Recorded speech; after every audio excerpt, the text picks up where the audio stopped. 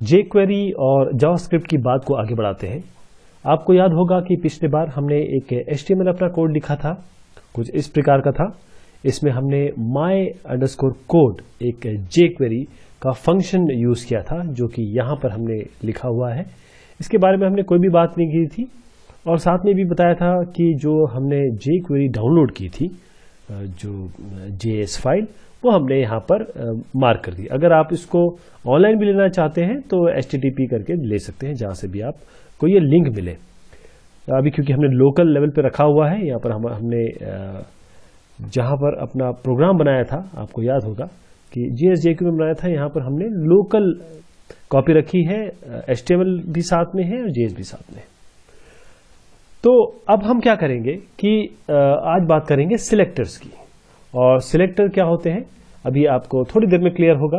और बेसिकली हम किसी चीज़ को सिलेक्ट जब करें और उस पर्टिकुलर सिलेक्शन के हिसाब से, जैसे HTML में हमारा div है, p है, इसके हिसाब से हम जब चीज़ों को चेंज कर सकें, एलिमेंट सिलेक्ट कर सकें, वो चीज़ें हम आज डिस्कस करेंगे। तो शुरुआत करते हैं। सबसे पहले एक HTML का कोड लेंगे और मैं आपको उसमें बताऊंगा कि हमें लिखा क्या है। बेसिकली इस पर्टिकुलर jQuery के लिए है ये। और यहाँ पर जो चेंज है वो केवल इतना है कि हमने यहाँ पर एक डिवीजन div लिया है। देखिए ये डिवीजन है और इस डिवीजन के अंदर यहाँ पर दो पैराग्राफ है, PP मतलब पैराग्राफ स्टाइल की यहाँ पर टेक्स्ट है और उसके बाद लाइन 14 और लाइन 15 में भी हमारे P है।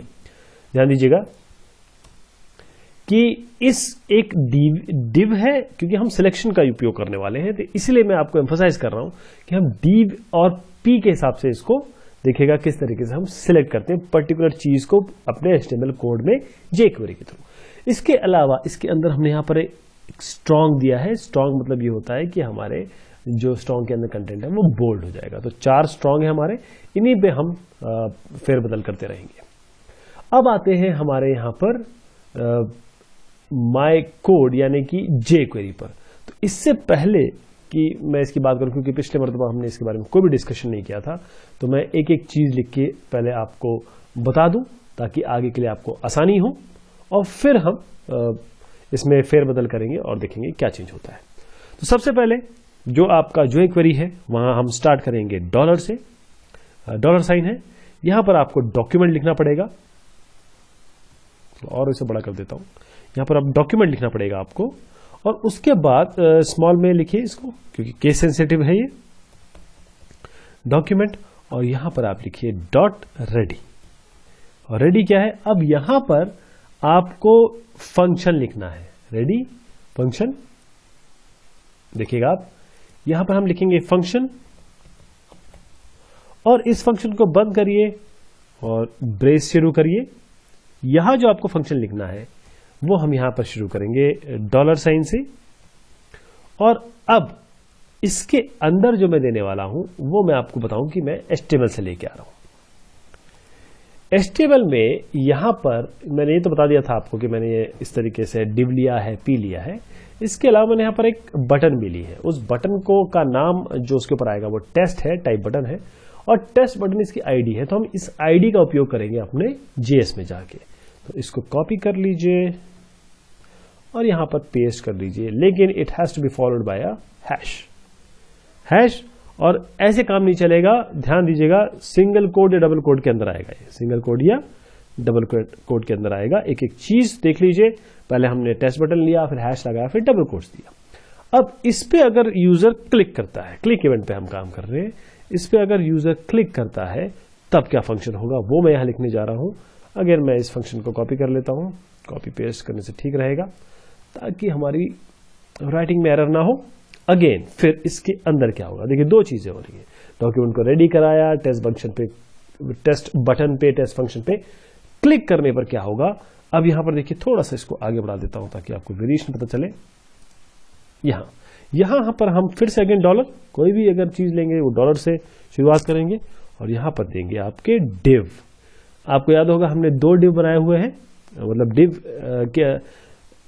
एक div उसके नीचे दूसरा पैराग्राफ लिखा, लेकिन उसमें div नहीं है। तो यहां पर हमारे पास div है और हम यहाँ पर .css, इसलिए मैं बोल रहा था कि कास्केडिंग स्टाइल शीट, CSS और HTML का बहुत उपयोग है इस पर्टिकुलर ट्यूटोरियल्स में हमारे। यहाँ पर आप बैकग्राउंड कलर चेंज करवाइए यूजर से, जैसे ही वो क्लिक करे तो ये आपकी मर्जी है आप क्या करवाना चाहते हैं। बैकग्राउंड GROUND बैकग्राउंड और कलर COLOUR नहीं होगा, ध्यान दीजिएगा। और यहाँ पर आपका आएगा, आप जो भी कलर करना चाहे, मतलब ग्रीन करना चाहे ग्रीन कर लीजिए, रेड करना चाहे रेड कर लीजिए, आपकी मर्जी है ये। और फिर इसको सेमीकोलन से बंद करिए, आपका काम यहाँ पर खत्म हो गया। पहले इसको बंद करेंगे फिर बाद में इसको बंद करेंगे, तो पहले इसको बंद कर लेते हैं। यहाँ पर आएगा, देखिए लाइन भी बन के आ चुकी है। तो ब्रेसेस, राउंड ब्रैकेट और सेमीकोलन, इसी को कॉपी पेस्ट करके ऊपर का भी बंद करना है। तो आपको इल्म हो गया होगा कि किस तरीके से हम बेसिक एक फंक्शन लिखेंगे jQuery का। तो ये हमारा बन गया। और इसके बाद अब हम इसको, क्योंकि हमारा ये mycode.js में है, इसको हमने यहाँ पर कॉल किया हुआ है। अब इसको रन कराने की कोशिश करेंगे, देखते हैं कि हमारा क्या आउटपुट आता है। HTML पे जाइए, रन करिए, पहले सेव करिएगा, ज़रूर सेव करना बहुत आवश्यक है। बगैर सेव करे आपको चेंजेस दिखाई नहीं देंगे। फिर कई बार ऐसा होता है कि आप करते रहेंगे, बोलेंगे यार आ क्यों नहीं रहा है। उसका कारण यह है कि आपको यहाँ पर इसको सेव करना बहुत आवश्यक है। और बहुत अच्छी बात एक इसमें है, नोटपैड++ में की जैसे आप सेव करेंगे, ये सेव फंक्शन जो है वो हाईलाइट नहीं होगा, तो इसका मतलब आपने सेव कर दिया है। बहुत अच्छी आपने ऑप्शन इसमें नोटपैड++ में मिलता है। चलिए साहब इसको रन कराते हैं, रन इन क्रोम। और रन कराते ही देखिए आपके पास, मैं फिर से इस कोड पे जाता हूं, 4 आपके पास लाइनें हैं, 1 2 3 4, फर्स्ट सेकंड थर्ड फोर्थ, ये लाइनें बता रही हैं। उसके ऊपर एक बटन है जो कि आपको यहाँ पर दिख रहा है, बटन टेस्ट इसका नाम लिखा हुआ है हमने। और हम जैसे इस पर क्लिक करेंगे तो देखिए कि एक्शन क्या होता है। इसको क्लिक करते ही हमारे जो